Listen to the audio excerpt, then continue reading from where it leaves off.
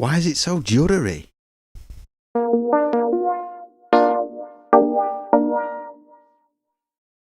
Gradius, I'm not sure how you pronounce it, but it was one of the most popular space shooters of the 80s, and the NES version is particularly fine. It looks good, it sounds good, it plays good, and significantly for this video at least, the scrolling is good too. Those backgrounds ease by very smoothly. Now let's take a look at the MSX version. It looks okay, it sounds okay, it plays pretty well actually, but there is a bit of a problem. Yes, that background scrolling is rather jerky. Whilst the players and the enemies move around pretty fluidly, that background, well, it lurches and it jerks. In fact, it's so ugly, it can become distracting. Well, maybe this is just a bad port, maybe it was a rush job, maybe they couldn't get the scrolling fixed in time for the deadline. I'm sure Gradius 2 will look much better.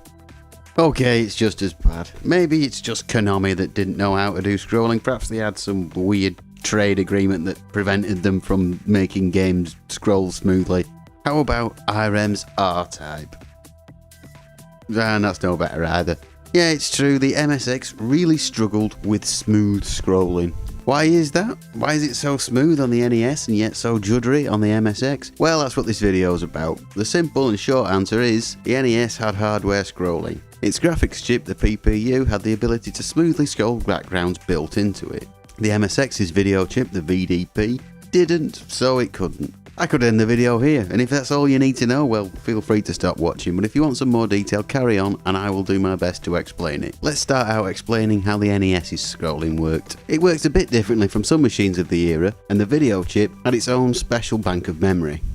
This was separate from the main memory and was dedicated solely to graphics data. This had two main advantages. Number one, 8-bit CPUs could only access a limited amount of memory, so by having a separate video memory, you weren't taken away from the pool of main memory. And number two, it allowed some things to work better and more quickly. When video memory and main memory are shared in the same pool as they were in some 8-bit systems, they may have to take it in turns to access that memory, and it can cause slowdowns and glitches. The NES's video memory was pretty clever in that it had enough room for 2 screens of background data to be stored. These could be arranged vertically or horizontally to allow for horizontal or vertical scrolling respectively. And the video chip had a kind of virtual camera. You could focus the camera on any area in these 2 screens and scroll back and forth between them very smoothly. You wanted to have a game with more than 2 screens where you could paste data in off camera as the game was being played. I'm using an emulator here to show what's going on in the video memory as the game's being played. You can see new data being posted in as the player moves through the level. With some clever programming and some extra hardware in the cartridge itself, you could of course extend the NES's scrolling capabilities and have multi-directional scrolling as you'll see in games like Super Mario Bros. 3. Now let's talk about the MSX.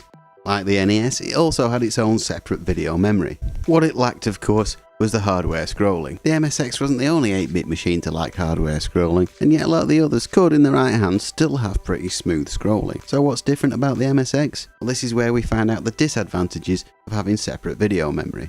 When video memory is separate, the CPU can't access it directly, it can only access it through the video chip, and this is pretty slow. The CPU has to essentially feed graphics data into the video memory in very small chunks. You can't really make use of the CPU's ability to move graphics data around very quickly, and you can't get data onto the screen quickly enough. When you don't have hardware scrolling, you have to do it in software. And because of the limitations of the video chip and the video memory, this doesn't work very well. You can't put data in there off camera like you can with the NES, you gotta do it on camera, and well, it looks juddery.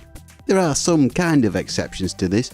Some games were able to give the impression of pretty smooth scrolling, but they tended to do it through graphical tricks. Either the graphical fidelity of the whole game was somewhat reduced, or the scrolling elements at least were very simple. Of course, all this only applies to the original model of MSX, the MSX1. Later models, the MSX2, the MSX Turbo R, certainly did have hardware scrolling, and some of the best looking games from the 8-bit era appeared on these machines. So now you know. Thanks for watching. If you enjoyed this video, maybe give some thought to subscribing. And if you didn't, well, don't worry about it, don't matter does it, don't get irate.